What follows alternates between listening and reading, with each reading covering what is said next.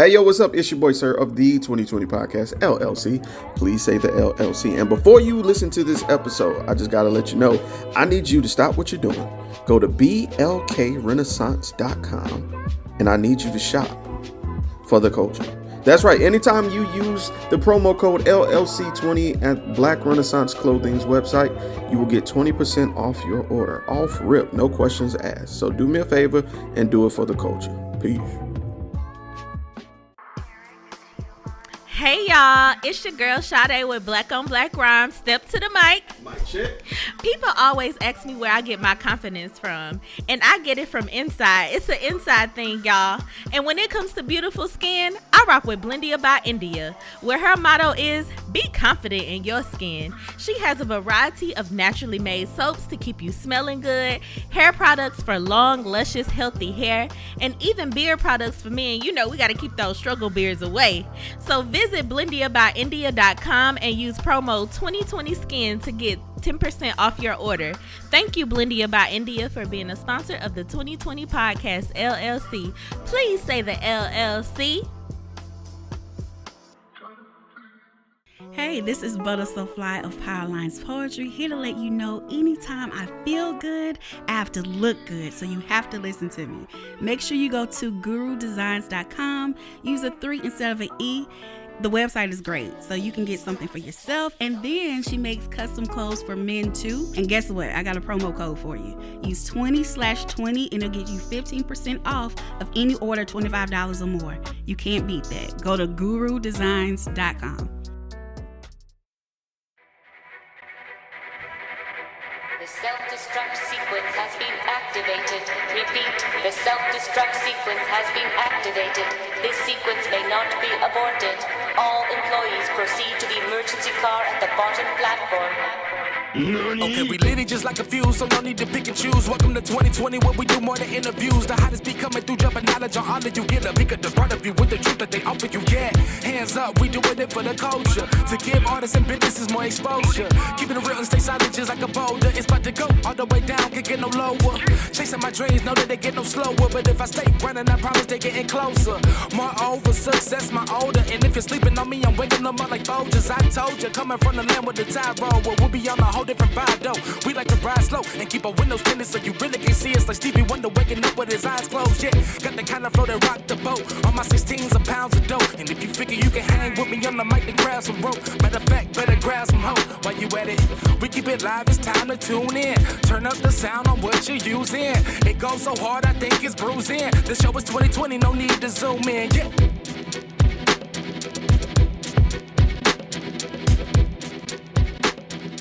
What's up? This is your boy, sir, of the 2020 Podcast, LLC. Yes, please say the LLC.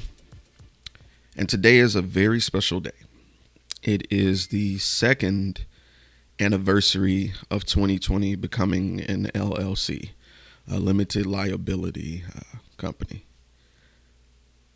I know it's been very long since I had an episode of me just talking, so bear with me if I'm a little all over the place and parting the dings of my phone. I am always busy. I am always doing something. Even when I'm supposed to be doing nothing, I'm always either answering a question or reaching out or trying to schedule something. It's a gift and a curse, and it's what I signed up for. This recording is not really for you guys. I know that sounds weird to say and then to publish it, but it's really for me. I need to get more open with just having conversations, just me alone speaking, because I would like to. I just didn't know if there's anyone who's interested in what I have to say, but here we go. 2 years. It's a long time coming. Now, 2020 is older than 2 years. 2020 is actually 4. It will actually have its 4th birthday in February. But 2 years, it felt official to me because I wanted to make 2020 a company, a legit company. I didn't want it to be a company in speech, only. or in conception. I wanted to have the documentation there. So in the future, when someone looks back and they say, well, what was 2020 Podcast LLC in Mobile in the 2020s? What was that? They can go find it, because I do feel that we are bigger than what we are. I do feel that we will get there. What I want to talk about is the journey up to this point. Being a content creator is akin to depression. There are a lot of highs and there are some terrible lows. I go through what's called, I think it's like imposter syndrome, where you create something, but you don't think you're as good as anyone else. You feel like people are giving you flowers, but you're like, nah, don't give me that. That was garbage. That wasn't good. And I suffer with that. I have a problem with smelling the flowers. I have a problem receiving help. I have a problem saying, yo, help me do this. I legit have a problem doing that. Now, that's not saying I'm not working on it. It's just something that I continuously struggle with. As of right now, I am comfortable saying I know how to say no now. I did not know how to say no. I was definitely a people pleaser because, and not to go backwards in time, but I got to, I got to reflect a little bit. I was one of those kids who was raised to be seen and not heard. But I always had questions. I had questions for days. And people, and I if I do have children, I plan on breaking this cycle of you asking too many questions. Shut up. I heard that a lot growing up from people I love, from people that love me. And I don't want to paint this picture that people who raised me didn't care for me or didn't love me. No, they did, but I want to build upon that. There's certain things I would do differently, Sometimes people are going through stress, and sometimes outside interference or outside questions isn't what that person needs at that time, because they may not have the answer, or the answer may relate to trauma that they haven't addressed yet. So I'm learning to forgive myself and forgive those who I felt wronged me by unintentionally stunting my emotional and spiritual growth. I always found interest in what drove people, their inspirations, their motivations. I've always wanted to talk to people and see why they do the things they do. And some may call that nosy, but I don't think so. I think finding a wide variety of motivations keep me grounded, because I want to see where people are coming from. I never want to see life from just my perspective. I want to know your story as well, because we may save a life. I may be able to relate to something you're going through, or I don't know. It opens dialogue, and dialogue tends to close that bridge between people. You know what I'm saying? Like, if every man's an island, I feel like dialogue and conversation makes those islands creep closer together, like that dream of unity. And then what I also found is, in the world where social media glorifies, just made up a word, glorifies fake, and everything fake gets a reaction, and reactions are worth more in digital currency than truth. I realize that transparency is now the new gold. It is now the new sought after resource, because we're sick. We are mentally, spiritually sick out here. People are believing everything they read, but less from professionals, because it's so much false information out there. So this is just me peeling back me. Sir, I deal with depression and anxiety. Excuse me. I am diagnosed. I've been diagnosed with anxiety. I am prescribed medication. And some of you may have picked up on it. A while back, I posted some of my paintings, and one of them is named escitalopram. That is an antidepressant that I sometimes have to take in order to function. I don't mind speaking that because that's my truth. I suffer heavily from anxiety because I grew up kind of sheltered. I was one of those kids that had to go to church. And, let me backtrack. As a kid, I didn't really go to church much. And then as time progressed, I got set and forced into church. And I was forced to agree to some things that I didn't fully understand.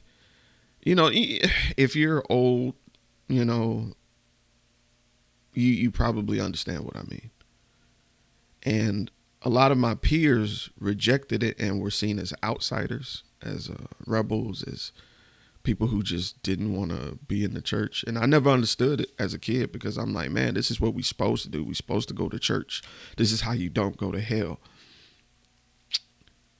When I realized that those people were hurt and 1 + 1 wasn't equaling 2 to them. If you know me, you've heard me say that before.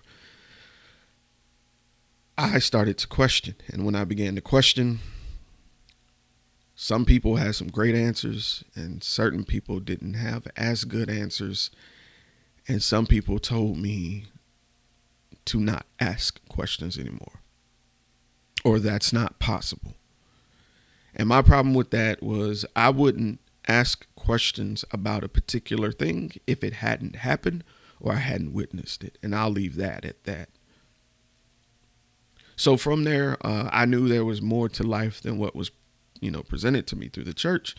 So due to stress and trauma, relationship with my mom and myself had strained really bad.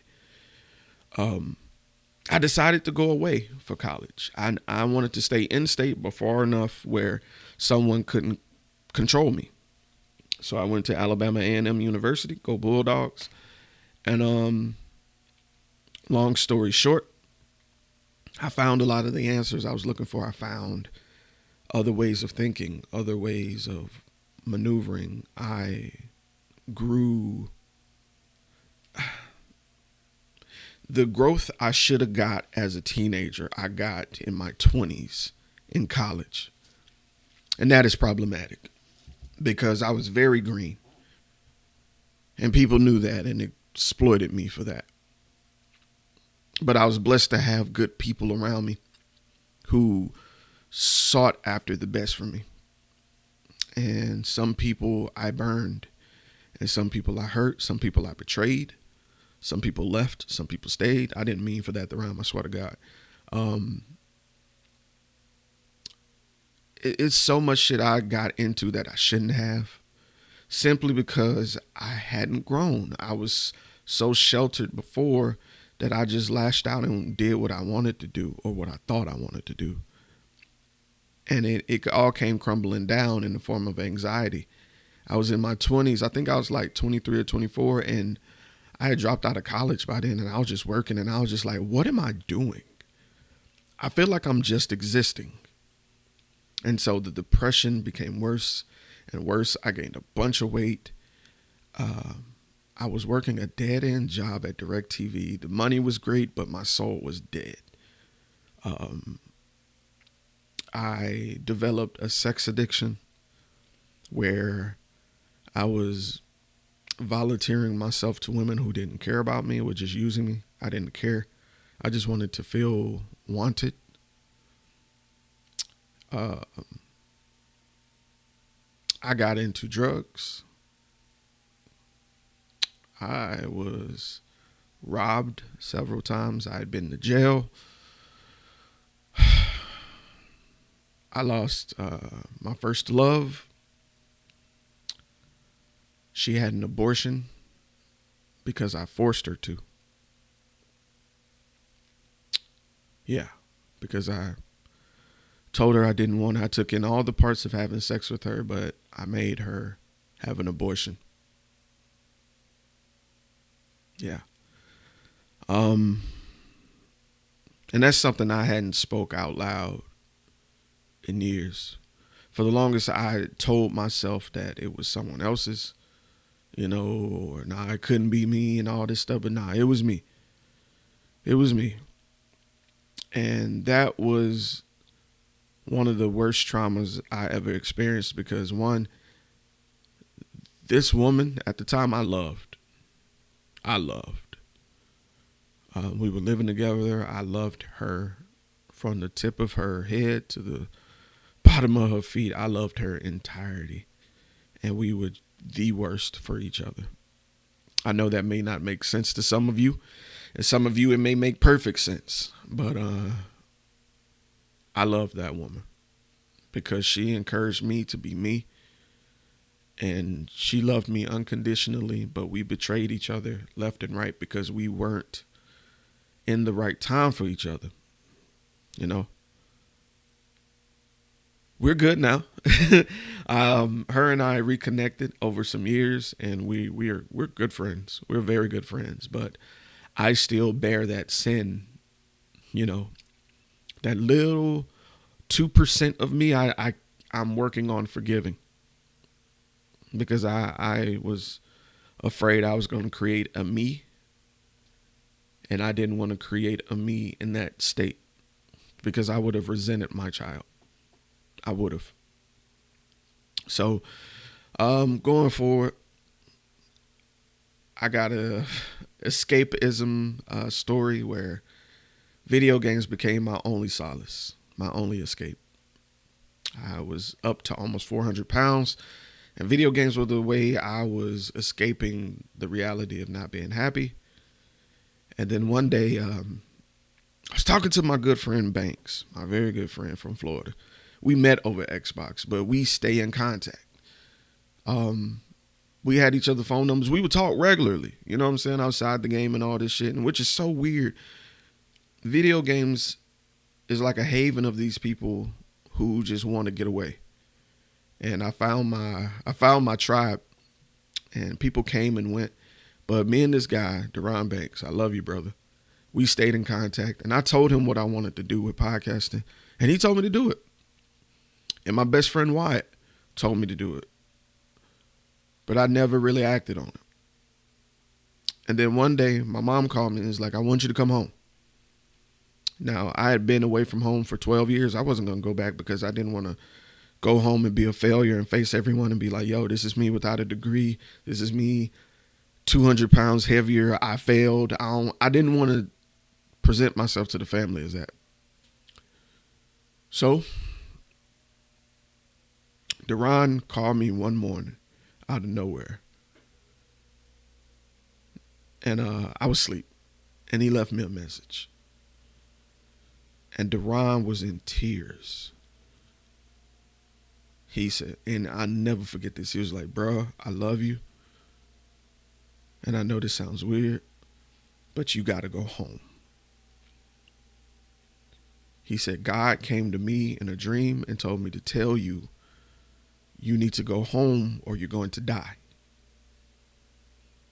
He was like, bruh, please go home, go home, go home, go home. And I was like, whoa, and typically I hadn't been to church maybe 4 times in those 12 years because I had turned my back on religion altogether. But I could hear God in his voice. I could hear it. I could tell the evidence of God was in his words. So I told my best friend, I was like, man, I told him what happened. I was like, I think I need to go home. And he was like, well, bro, do what you got to do. He was like, I'll let you know this. I love you. I miss you. But do what you got to do, brother.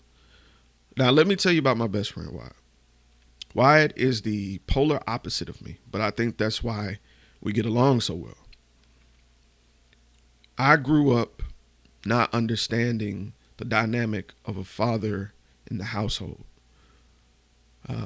My mom did not have the greatest choices in men she dated.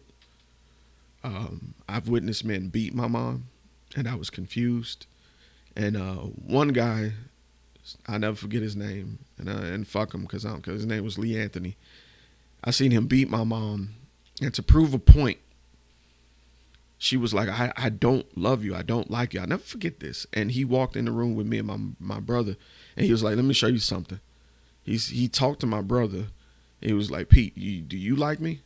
And Pete said, no. And he was like, Jeremy, do you like me? And I said, yes. And he looked at my mom, and he said, see? That haunts my dreams to this day. The fact that I, just like the presence of a man, even though he was beating my mom, scared the fuck out of me. So if you ever see my discussions and if it seems like I talk to women more than I talk to men, that's true. It's because I want to hear more of them, because I want to steer them from whatever type of bullshit some niggas be on.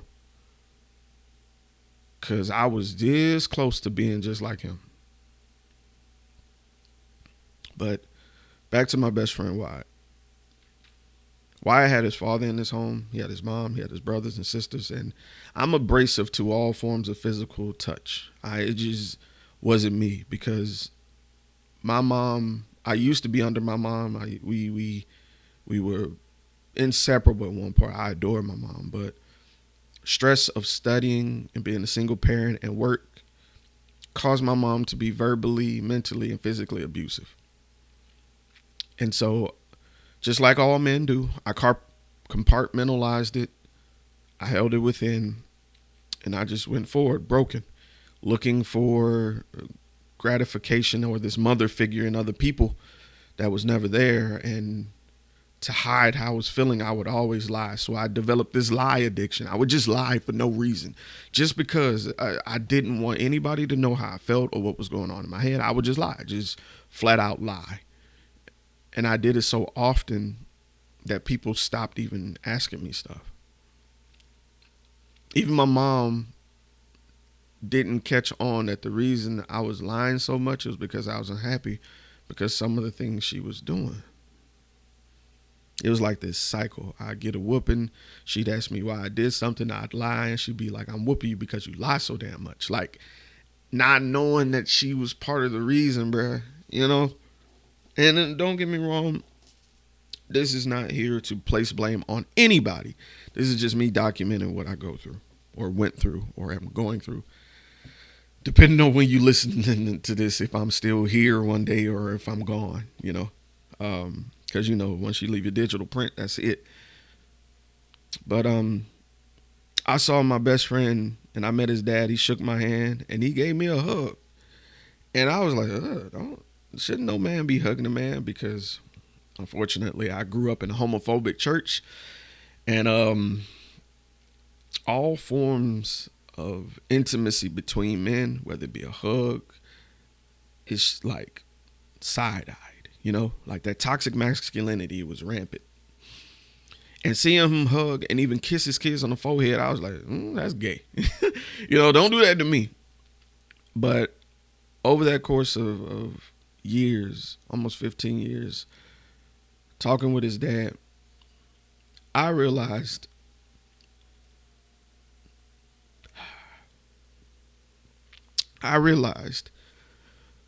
that the biggest blessing I got was meeting this man, because Pop is like where I want to be emotionally if I have kids.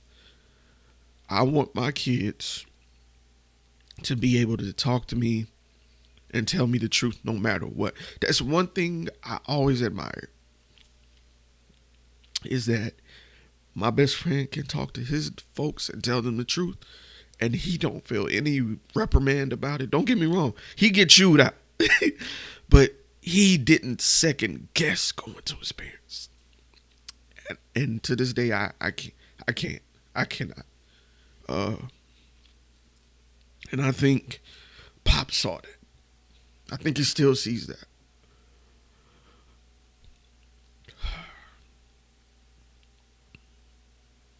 This is why I get so offended on Father's Day. When I see women go and talk shit about men and them being fathers. Listen, you are not a father. You will never replace a father. You have your own holiday, and we will respect and honor you on that day. But Father's Day is not for a semen donor. Father's Day is for fathers, men who are in their children's lives.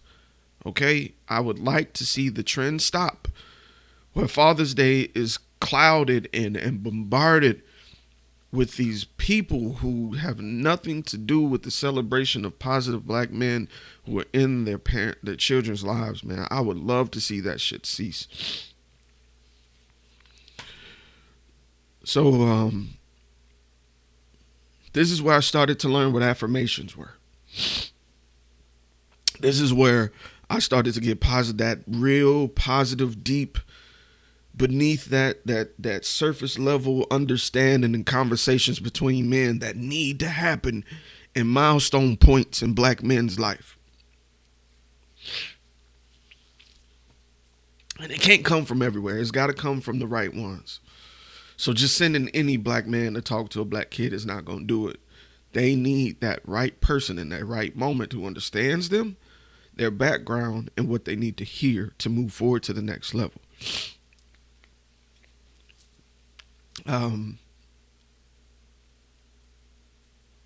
I still talk to Pop to this day. And sometimes I don't talk to him as much as I want, and he'll message me. He'll message me to look at me and be like, "Hey, you good?" And I'm like, "Yes, sir." And we'll chop it up.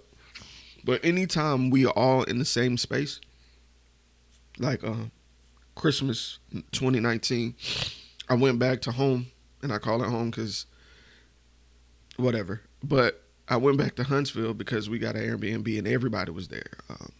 I was with the Stokes for Christmas. And my mom, listen, I know people would typically be like, "You didn't spend Christmas with your family?" No, my mom understands.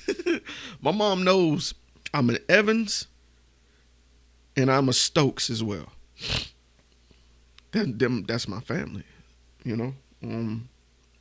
We was up there and I met my little sister's boyfriend and all that. I met my little brother's girlfriend, and we were just sitting there talking about life, and we were just catching up as a family, and we were just able to talk and just everything, man.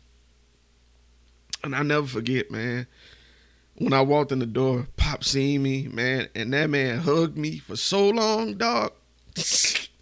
For so long, bruh. And I had to fight back the tears, bruh. I had to fight back the tears. But anyway, moving forward. He told me he was proud of what I was doing. The rest of the family told me he was proud of what I was doing. I conducted a couple of interviews for the podcast there. I got to explain my vision to my people and their extensions as well. We had fun. We lived. And that was one of the greatest Christmases I've ever had, man. But back to the original thought. These last 2 years, actually, after that Christmas, is when I filed to make 2020 an LLC. Directly after that. And I had told my folks what I wanted to do, and they gave me the push. And I never forget, Pops gave me for Christmas an application to get my visa. And he was like, "Fill it out, get it to me, and I'll take care of it." I was like, wow. And that meant much to me because all of these things Pop challenged me with, right? I never see myself doing. And I'm like, I can't do that. You know, I'm nothing. And he presents a goal to me. And it's like, yeah, you can do this by doing this. And it wasn't that he was so much challenging me. He was showing me that it was possible. Like, I want to own a house. Well, he told me what I need to do. As somebody who owned multiple properties, he showed me what to do. You know? So I make it a point to do that shit now. 2020 is about transparency. I want to show everybody how to be transparent. I want to show everybody what it's like to struggle, to tell the truth, to be real. I want to show people how to speak about their dream, because a lot of times, a lot of people have anxiety too about their business. They're afraid to speak up. What 2020 allows business owners to have that space to kind of quote unquote practice their pitch. Everybody deserves to be highlighted for chasing their dreams, man. Like, no cap. There's so many people just living and just existing. But imagine existing and living and chasing your dream, bro. Like, that's the trifecta, cuz. That's it. So 2020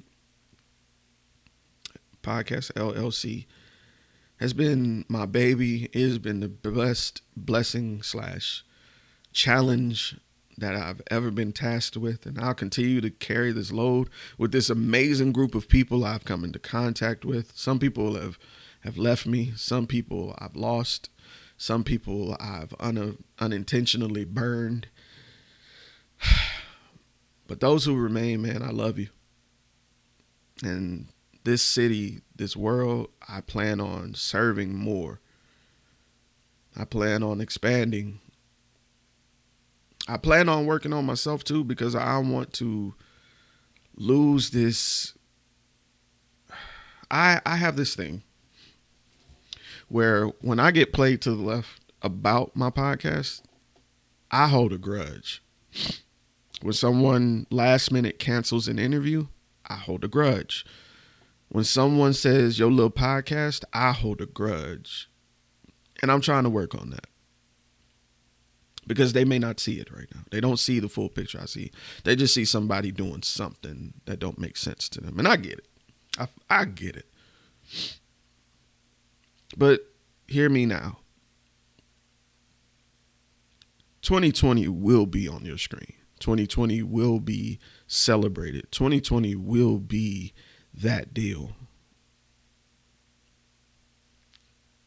To those people who are listening to me in Canada, in Illinois, Delaware, Maine, Australia, I check numbers every time I post something. 65% of my audience is women. The other 35 men. It is what it is. I never thought, honestly, that too many women would listen to what we have to say here. But I thought it'd definitely be more men. But when women outnumber men, I should have known better. But to those of you who support and rock with me, rock with us, who rock with the safe word, candid conversations, the impromptus, the business minutes, everything, every single thing. We have more in store. Squad Goals is here. K&D show is on the way. And hopefully a project we were working on not long ago will manifest itself again, because there's some really great ideas out there. And there are some other projects that is not 2020, but it is part of our affiliates, is groups we work with, like Merciless Minds, Halo City, K Marie Photography, the Black and Powerball-ish show, Purpose Driven Amy, My Brother's Keeper, Not for Debate podcast, and hell, I hope to see like Controversial Chronicles return. Adolescent Adults podcast. I hope to see you guys return. But my goal going forward is to get 2020 in more spaces. I've sent countless emails and messages to people I want to interview, and I never get heard from. And I pray I continue to not take it personally. I just want to highlight some of these individuals who are spectacular. But I just pray that God continues to work on me in the process. Shout out to Maven26. Shout out to Wooisms. Shout out to Three Brothers No Sense. Shout out to The South Got Something to Say. Shout out to The Safe Word. Listen, it's so many platforms. Off the Rock Podcast. It's so many platforms that I see, man, and I'm so proud of y'all. Like, keep going. Elysian Loud and Wrong. Keep going, man. Keep going. But 2020 is 2, and I couldn't be happier. They call it the terrible 2, so I guess I need to go ahead and grind out this year so I can get to the dreams I want. Because I've interviewed a few professional wrestlers, and that was fun. You know, I want to continue to highlight those. And what's crazy about those interviews where y'all see where I interview somebody like that, and then I see them succeed, like Culture Inc. and Fly Def, man, I really love that. I've interviewed them both, right? And I'm in contact with both. And then I look on TV and I see them on like AEW, and then I see them on Reality of Wrestling, and I'm like, wait a minute. Culture Inc. and Fly Def are wrestling each other for the tag team titles. Like, I see stuff like that, and I'm like, wow, I know who these people are. I hope to experience more of that coming up. But all in all, to sum up these last 2 years, I would say failures, victories, heartbreak, and glee have been like in repetition. And I plan on making more. If you think you want to start a podcast, if you're thinking about starting a new platform, feel free to approach me, inbox me, message me, sit down, talk to me. Or if you just want to do a practice run episode and just see how it feels, let me know. I'm here for it. This has been Sir ranting on his LLC anniversary. I appreciate you if you got all the way to the end here. And if you did, leave a comment in below of a cake to kind of show me that you were paying attention. So that being said, it's been your boy, Sir. And I am finna go play PlayStation. Bye.